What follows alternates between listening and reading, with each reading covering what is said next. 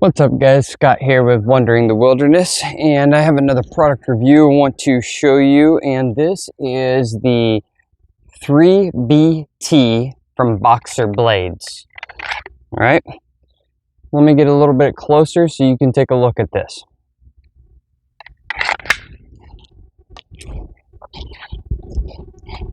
Alright, so we have a Kindex sheath in the topograph type model, which I think looks pretty cool, especially for an outdoorsman.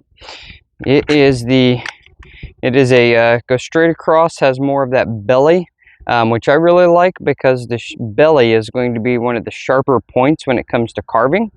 We have a kind of a saber grind with a secondary convex bevel.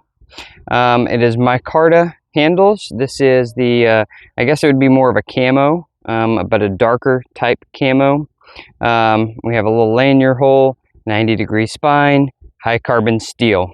All right, so what we're going to do is do a little testing here of this product. So already the Kindex sheath, it holds the blade very tight. I love the fit and finish of this. It's not one of those that is the polished, refined showpiece. This is a tool that you're going to want to use to work with, which is exactly what I like. I want something that I can use that I'm not afraid to use. I don't want something that just looks pretty to set up on the shelf. Feels great in the hand. The contours of the scales and the handle fit great. I believe it's a 4.5-inch handle, which is perfect for me. I think we're at probably a 4-inch blade, I believe it is, on the cutting surface, and just all the way around has a really good feel to it.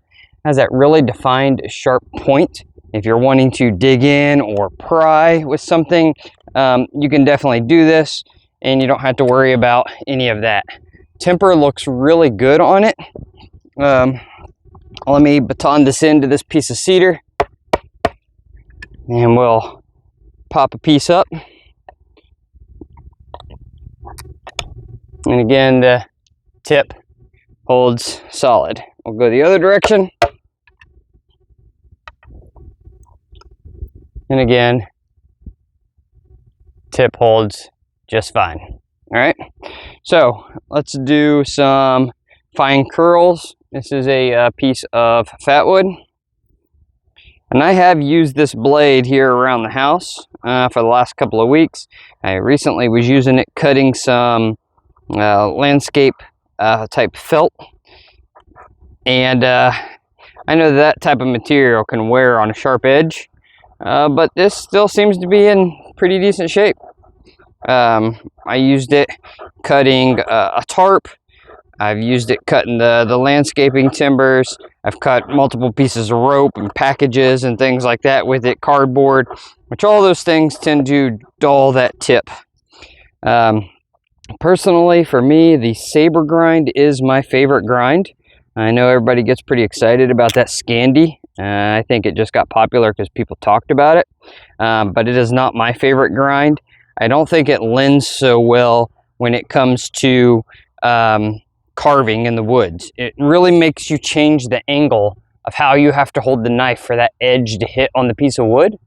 It does add that girth to the spine and make it really strong and durable, but it just doesn't do so good for carving, in my opinion. So I prefer a saber. So sabers, in my opinion, you can hold that angle a little better, and you can make those finer carvings, and it's still easy to maintain in the field. Because it's not a full flat, you don't take away from all the girth of that spine. So I feel like the saber is the perfect median there. So anyway, plenty of curls there for the feather stick. Go ahead and hit it real quick with the baton. Split that open. Do the same thing again. Again, this is just fat wood.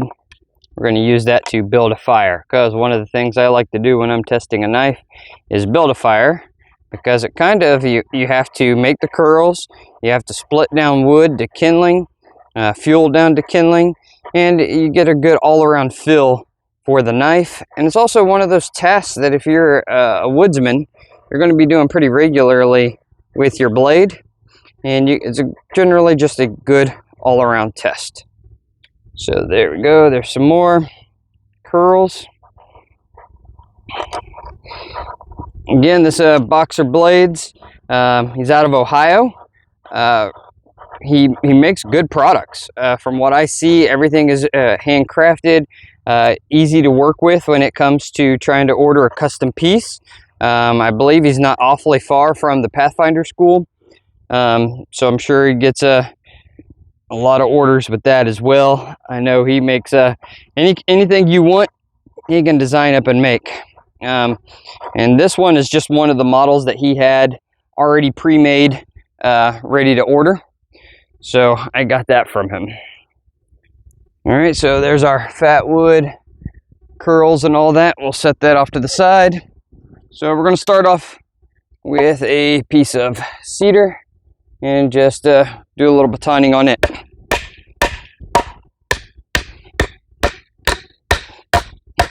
There's a knot right there. Broke through that knot just fine. All right, let's go ahead and split it with the grain.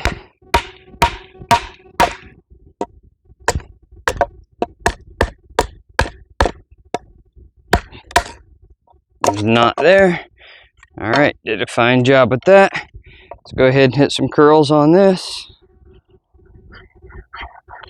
Now it's sliding through that cedar like butter.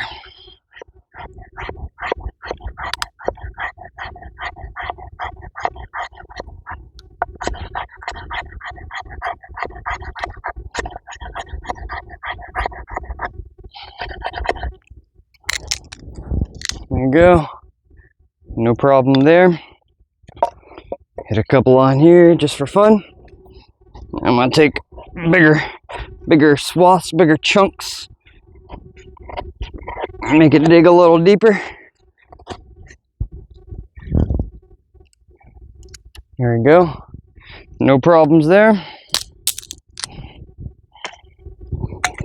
All right, now this is, I believe this is a piece of pine.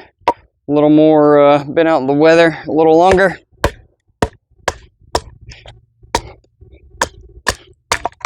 No problems there.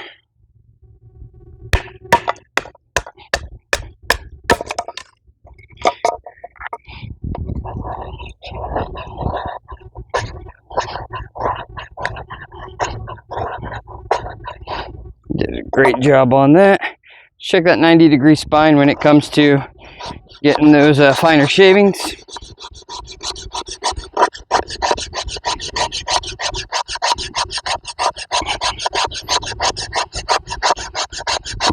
Very impressed with that.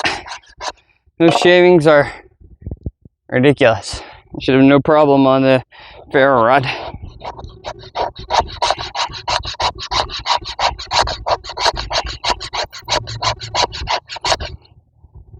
Very nice. And that felt kind of fun doing that. All right, so I'm going to save that because that's what we're going to use to fire that up. Let's go with a thicker piece of pine here and do some more batoning.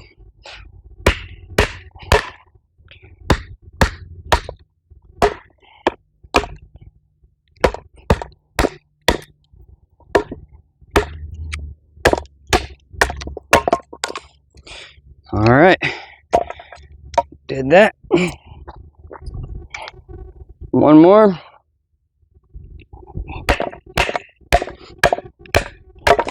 Now, me personally, I am not a huge fan of batoning.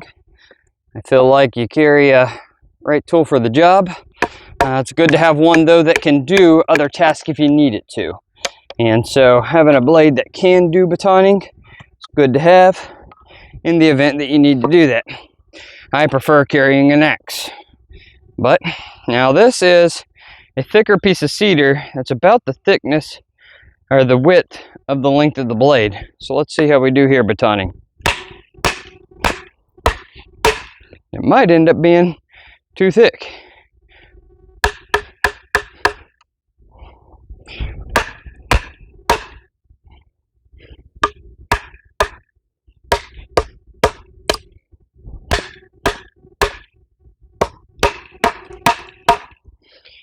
All right, we got her wedged in there really good.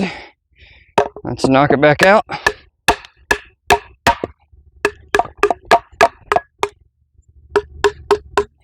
See how the blade does?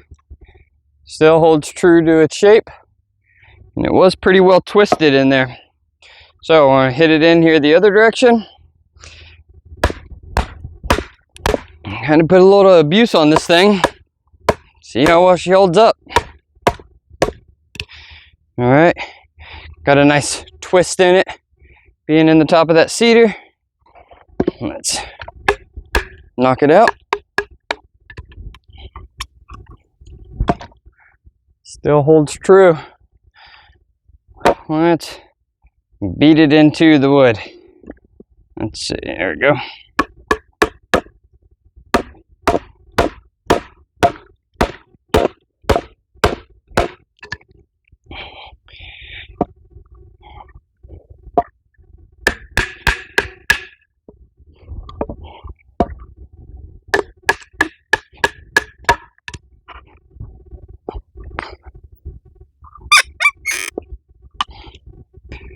All right, holds good to me.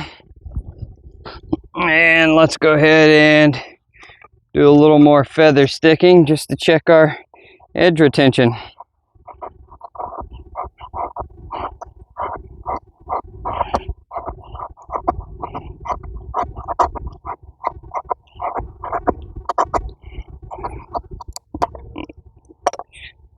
Worked just great. I'm gonna set this up right here. Now we're going to use our 90-degree spine to hit a ferro rod on these fine curls. See how it throws sparks? Oh yeah, that's great.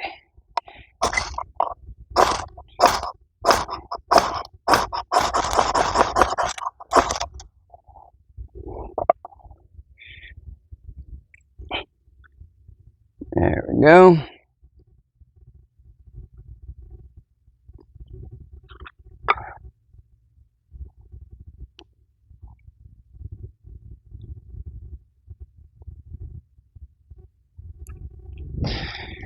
No problems getting that going.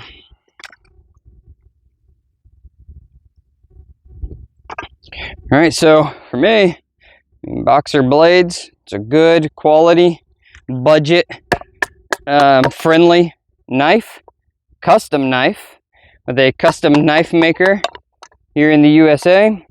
Definitely does a great job with the temper and the heat treat. I don't see any bending of the blade for all the torture I'm putting it through.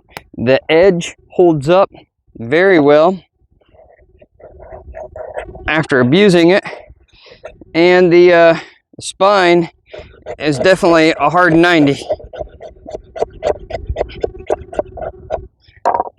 I mean, it does everything you could ask it to do for sure. So if you're in the market for a good bushcraft blade, he can definitely make a custom piece for you if that's something that you're looking for. Sheaths are predominantly Kydex. I prefer leather just because I tend to like more traditional looking gear than the modern stuff. But you know, I'm sure that's something that can be worked out as well. But definitely like this knife here, it is the 3BT from Boxer Blades. I'm going to leave the link in the description box to his website.